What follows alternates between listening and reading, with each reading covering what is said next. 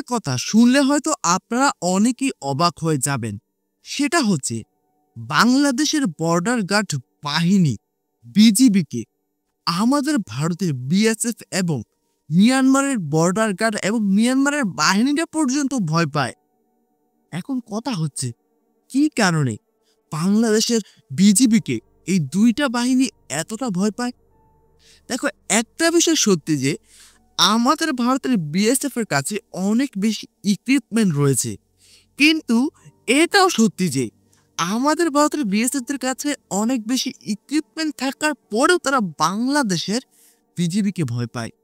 অন্যদিকে মিয়ানমারের কথা তো আমি বাদই দিচ্ছি, কিন্তু এখন একটা প্রশ্ন কিন্তু বারবার সবার সামনে চলে আসছে যে কেন বিজিবিকে দুইটা বাহিনী ভয় পায়।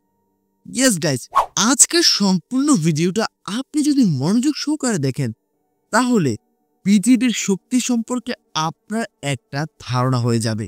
হ্যাঁ, আপনিও বুঝতে পারবেন যে কেন এই দুই বাহিনী বিজিবিকে ভয় পায়, তার সাথে বিজিবির কাছে কি কি অস্ত্র রয়েছে এবং কি কি রয়েছে সবকিছু ক্লিয়ারলি আজকের ভিডিওতেই বর্ণনা করা হয়েছে।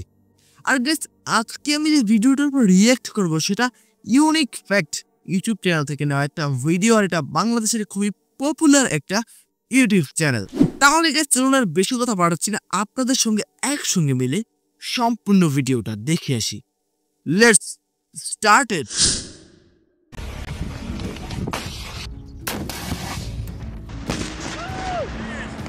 বাংলাদেশের অন্যতম শক্তিশালী একটি বাহিনী হচ্ছে বিজিবি। তারা হচ্ছে বাংলাদেশের সীমান্তের অতন্ত্র প্রহরী। বিজিবির এমন কিছু ভয়ঙ্কর অস্ত্র রয়েছে যেগুলো দেখে বিএসএফ ভয়ে কাঁপে।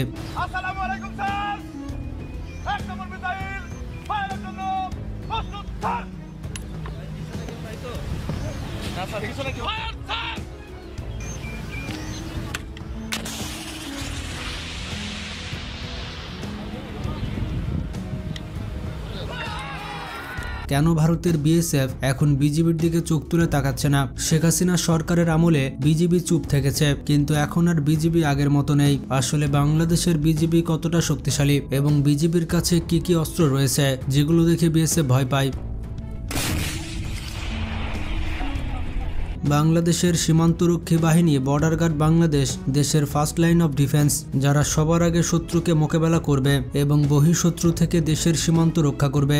আপনারা জানলে খুশি হবেন যে পার্শ্ববর্তী কোনো প্রতিবেশী দেশ বাংলাদেশের উপরে আগ্রাসন চালালে সে অবস্থায় শত্রু ট্যাঙ্ক এবং সাজোয়া যান এগুলো যেন সহজে ধ্বংস করা যায় তার সমপরিমাণ মিসাইল সিস্টেম বাংলাদেশের হাতে রয়েছে। এরই ধারাবাহিকতায় সীমান্তে সুরক্ষা এবং যে কোনো ধরনের হামলা প্রতিহত করতে বর্ডার গার্ড বাংলাদেশ বিজিবিরও এরকম দুইটি ওয়েপন সিস্টেম রয়েছে। প্রথমটি হচ্ছে অ্যালকোটন 100 M2 অ্যান্টি ট্যাঙ্ক মিসাইল। বিজিবির জন্য স্পেনের তৈরি অ্যালকোটন 100 M2 অ্যান্টি ট্যাঙ্ক মিসাইল এটি বিশেষভাবে অর্ডার করে তৈরি করে আনা হয়েছে। এই ওয়েপন সিস্টেমটির ইফেক্টিভ রেঞ্জ 600 মিটার প্লাস এবং 1000 মিটার নিচের দূরত্বে টার্গেটে হামলা করতে সক্ষম। ওয়েপনটির রিকয়েল 4 জুলেরও কম, যেটি বলতে গেলে একেবারে অল্প। বিশ্বের প্রত্যেকটি স্পেশাল ফোর্সে শর্ট রেঞ্জের অ্যান্টি ট্যাঙ্ক মিসাইল ব্যবহার করে থাকে।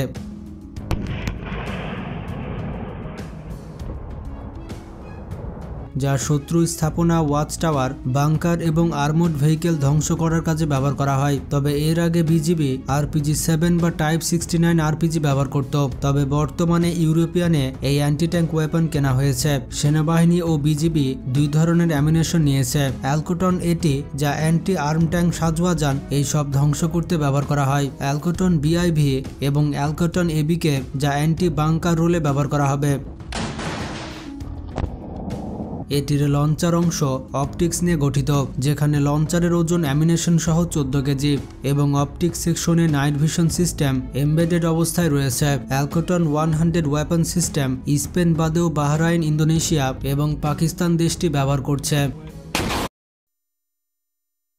গাইস, এতক্ষণ আপনারা যে ভিডিওটা দেখলেন এর মধ্যে যে অস্ত্রটার নাম আপনারা শুনলেন, এটা কিন্তু খুবই গুরুত্বপূর্ণ একটা অস্ত্র।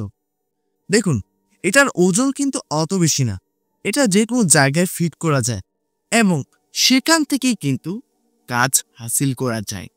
আর বাংলাদেশের বিজিবির কাছে এরকম একটা অস্ত্র আছে শুনে আমি বেশ অবাক হয়ে গেলাম। আসলে বাংলাদেশকে যারা ছোট ভাবে আমার মনে হয় তারা পড়াশোনা একটু কম করেছে, যার ফলে তারা কোনো কিছু না জেনে বাংলাদেশকে ছোট করে কথা বলে। তাদের উদ্দেশ্যে একটা কথা বলছি, অন্য একটা দেশকে ছোট করে কথা বলার আগে অবশ্যই সেই দেশটার সম্পর্কে জেনে নেবেন যে আসলে দেশটা ছোট নাকি দেশটার মধ্যে অনেক কিছু রয়েছে। আশা করি আপনারা বুঝতে পেরেছেন। তাহলে চলুন বাকি অংশটা দেখে এসি।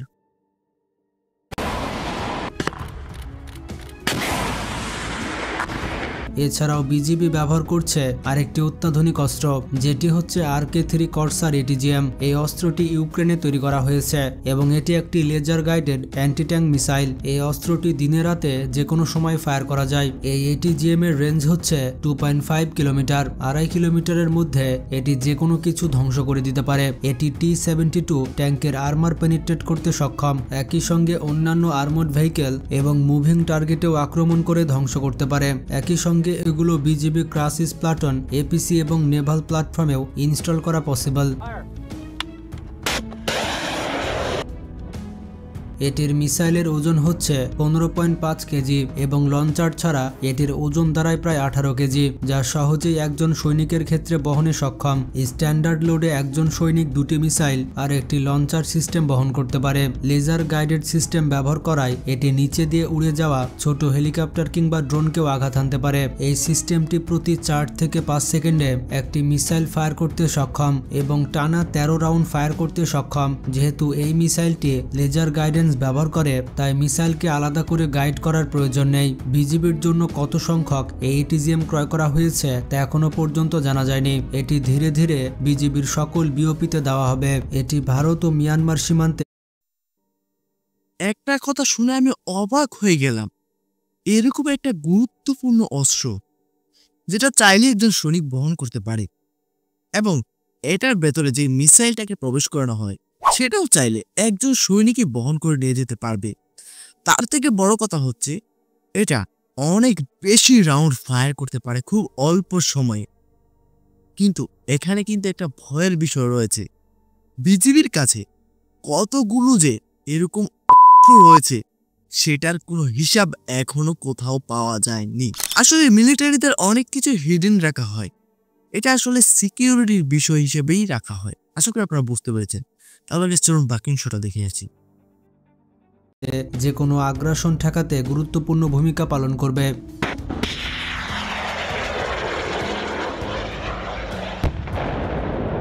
এছাড়া বর্ডার গার্ড বাংলাদেশ কতটা শক্তিশালী তা আপনারা বিভিন্ন যুদ্ধে প্রমাণ পেয়েছেন। ইতিহাসে বিজিবির সাথে বিভিন্ন যুদ্ধে BSF হেরেছে এবং তারা পেছনে লাশ ফেলে পালিয়েছে। বিজিবি তাদের বিভিন্ন কাজে হেলিকপ্টার ব্যবহার করে থাকে। এছাড়াও বিশেষ প্রয়োজনে সেনাবাহিনীর বিভিন্ন অস্ত্র ব্যবহার করে থাকে তারা।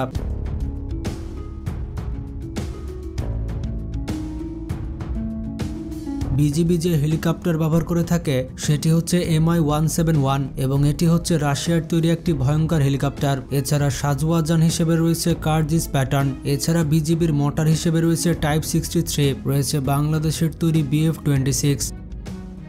এছাড়া অ্যাজল্ট রাইফেল হিসেবে রয়েছে BD-08, এর পাশাপাশি রয়েছে টাইপ 56। বর্ডার গার্ড বাংলাদেশ অনেক ধরনের মেশিন গান ব্যবহার করে থাকে। তাদের মেশিন গানের তালিকা অনেক বড়। রয়েছে রাশিয়ার তৈরি RPG, বাংলাদেশের তৈরি BD-14, বাংলাদেশের তৈরি BD-15, চায়নার তৈরি টাইপ 67 এবং চায়নার তৈরি টাইপ 54। বিজিবির এইরকমই কিছু ভয়ঙ্কর অস্ত্র রয়েছে যেগুলো দেখে BSF ভয় পায়। আপনার কি মনে হয় বিজিবি এবং BSF এর মধ্যে যুদ্ধ লাগলে কে জিতবে? আপনার মতামত কমেন্ট করে জানাতে পারেন। ভিডিওটি ভালো লাগলে বেশি বেশি শেয়ার করতে পারেন। সম্পূর্ণ ভিডিওটা তো আপনারা দেখতেই পেলেন। আশা করি আপনারা বিজিবি সম্পর্কে বিস্তারিত অনেক কিছু জানতে পেরেছেন। বিজিবিদের কাছে কি কি অস্ত্র রয়েছে এবং কি কি রয়েছে সবকিছুই ক্লিয়ারলি আপনারা জানতে পেরেছেন। এখন আপনাদেরকে একটা ছোট্ট কথা বলি, সেটা হচ্ছে বিজিবির ট্রেনিং কিন্তু অনেক হার্ড ট্রেনিং এবং তাদের ট্রেনিং বাংলাদেশ সেনাবাহিনীর মতোই ট্রেনিং। আপনারা তো জানেনই বাংলাদেশ সেনাবাহিনীর ট্রেনিং কতটা উন্নত হয়ে থাকে। তো আশা করি আপনারা বুঝতে পেরেছেন যে বিজিবি সেনাবাহিনীর থেকে কোনো অংশে কম নয় এবং বাংলাদেশের বিজিবির সৈনিকরা কিন্তু অনেক বেশি সাহসী হয়ে থাকে, যেটা আপনারা অনেকভাবেই প্রমাণ পেয়েছেন। যার মধ্যে বড়াই বাড়ির যুদ্ধ নামে একটা যুদ্ধ হয়েছিল আমাদের ভারতের বিএসএফদের সঙ্গে বাংলাদেশের বিজিবির। আর এখানে কি কি হয়েছিল সেটা সম্পর্কে আপনারা কম বেশ সবাই জানেন। তো সম্পূর্ণ ভিডিওটা দেখার পরে হয়তো অনেকে একটা কথা বলছেন যে বিজিবি সম্পর্কে এত ভালো কথা কেন বলছি। দেখুন, যদি ভালোকে ভালো বলতে না পারি আর খারাপকে আমি ভালো বলি, তাহলে আমার মতো মানুষ পৃথিবীতে আর কেউ হবে না। দেখো, ভালোকে ভালো এবং খারাপকে খারাপ বলার ফলে যদি আমার কোনো ধরনের সমস্যা হয়, তাহলে সেই সমস্যাটাকেও আমি মাথা পেতে নিতে রাজি আছি, বাট আমি ভালোকে খারাপ বলতে পারবো না। দেখো, বাংলাদেশের একটা বিষয় আমার খুব ভালো লাগে, তারা কখনো পায়ে পাড়া দিয়ে কারোর সঙ্গে ঝগড়ায় যায় না। কিন্তু আমাদের ভারতের বিএসএফ এবং মিয়ানমারের বাহিনী সবসময় পায়ে পাড়া দিয়ে সমস্যায় জড়িয়ে যায়। আর এই বিষয়টা আমার কাছে সব থেকে বেশি খারাপ লাগে। কিন্তু অন্যদিকে বাংলাদেশ কখনো পায়ে পাড়া দিয়ে কারোর সাথে ঝগড়া করে না, এবং যদি তাদের উপর কোনো ধরনের সমস্যা চেপেও যায়, তারা খুব সৎভাবে খুব সুন্দরভাবে সেটার মীমাংসা করার চেষ্টা করে। তো ভিউয়ার্স, আজকের ভিডিওটা দেখার পরে আপনাদের কাছে কেমন লেগেছে অবশ্যই কমেন্ট করে জানাবেন। যদি ভালো লেগে থাকে আপনারা চাইলে আমাদের চ্যানেলটাকে সাবস্ক্রাইব করতে পারেন, ভিডিওতে লাইক করতে পারেন, আপনারা চাইলে ভিডিওটাকে শেয়ারও করতে পারেন। তাহলে আজকে এখানেই বিদায় নিচ্ছি, দেখা হবে পরবর্তী কোনো একটা ভিডিওতে। ততক্ষণ পর্যন্ত সকলে ভালো থাকবেন, সুস্থ থাকবেন। Tata, bye bye.